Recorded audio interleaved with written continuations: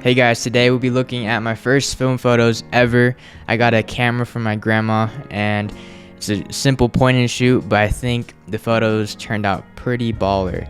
So hopefully this video will help you decide if you want to develop photos yourself and if the darkroom is worth it. Let's take a look.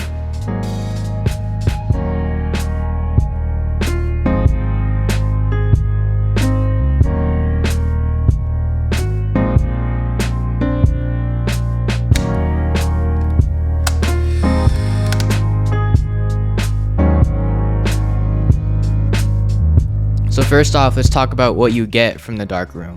You get your negatives. It came in like this for me. You get your prints if you choose to get them. There's black and white, matte, glossy, and then a CD. So you get all of that for around $20 to $25 depending on the sizes of prints you get and little variations of your order, whatever that is. To keep it brief, I think it is absolutely worth it. I think that everyone should develop film at one point in their life to experience what it's like to not be able to see your photos until the very end and it have that unique character that a disposable and a film camera has. I think it's very nice, but I wouldn't say it's worth it if you do it that very often, because $20 constantly, like maybe once a week or even once a month, that adds up quick.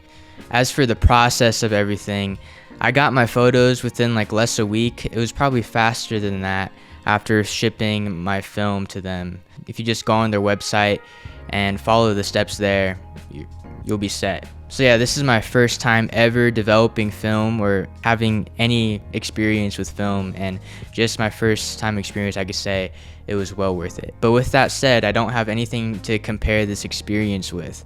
I'm not sure how well these developed or if they're good or bad. I just know that I like them and I hope that you like them too. I think they turned out pretty dope. But besides all of that, I do want to point out one thing. If you just want to develop photos of you and your friends and your family, you can develop your photos at Walmart for 9 cents each. This would be for digital photos though, not for film. It's a different process. But yeah, enough about that. Let's actually take a look at the photos themselves. I'll have them on my phone right here and I'll take a look at them side by side with you. Believe it or not, this is one of my favorite photos of myself. This is at a viewpoint in our city to look out into the city lights, but you can't see them at all. All you see is just me with the flash. But I really like it. The crushed shadows and just me being off center. There's something about it that I just really enjoy. And on digital, like there's a lot of noticeable grain, but compared to when it was printed with a matte finish, you can't really tell. Or that's my own personal opinion. When you zoom in close, I think you can see it for sure. But it looks good. I don't know. I'm stoked with these photos, as you can tell. So next you have a picture of when me and my brother went snowboarding for the second time, or at least for me, the second time I ever went. The first time I sprained my wrist, and this is the second time I finally went back. And so it's really dope, and it's very just in the moment, you know, like posing, not worrying too much what it looks like. And if you can look in the corners, there's like a lot of like haze. And I like that. There's detail and like even in the highlights, but there's a little haze to it and it's not too sharp. And that you can like that or you don't, but I prefer it honestly. This is another one of my favorites from the roll. I just really love the sunset picture, or this is actually sunrise. And yeah, look at the clouds, man. I don't know. I'm basically going to keep on saying the same things for these photos. These look dope to me. The crushed shadows and the detail maintained in the highlights with the haze. I like it. Even though it looks grainy and digital, when they printed out, they looked nice. And I was so excited to get them. But here's where the drawbacks finally set in with this photo. This is a picture of my dad. He's on the couch. And if you can see closely, that's a plant in the background, and then the circle next to it is my dad's head. And this was taken without the flash in my living room. with the lighting like this, like not too bright, not too dark. But it partly might be just my fault because this is the first time I've ever shot film, and that you see that big red thing on the side. I think that's from me not loading the film correctly.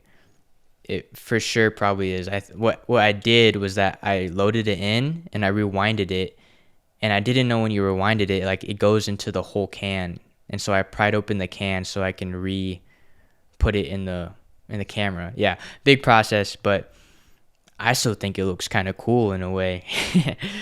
Here's is with my friends. So it's out of focus, but the expressions on our faces are genuine, and it feels good. It feels better than what it looks like. Well, that depends who you are. I like how it looks, but my emotions with tied to this photo is really fun. We were at a party. We were having fun, doing kid stuff. It was just a blast. And to be able to have this photo to look back on, I would pay, yeah, a lot of money to do that. Another shot with my friends. This was probably like sunset to give you an idea of the time of day and like the lighting situation. Yeah, it's just another good photo I like. This one is taken at the same time as the one before, or during the same day, I mean. And we're at the marina at one of the city parks in my town, and I think this shot right here shows the beauty of taking film. Like without any editing at all, you can see the detail in the clouds above, and it still retains a good amount of what's in the shadows. And the reflection looks nice, and everything just has its own character with how it's soft and hazy. Okay, so this photo I am not a huge fan of.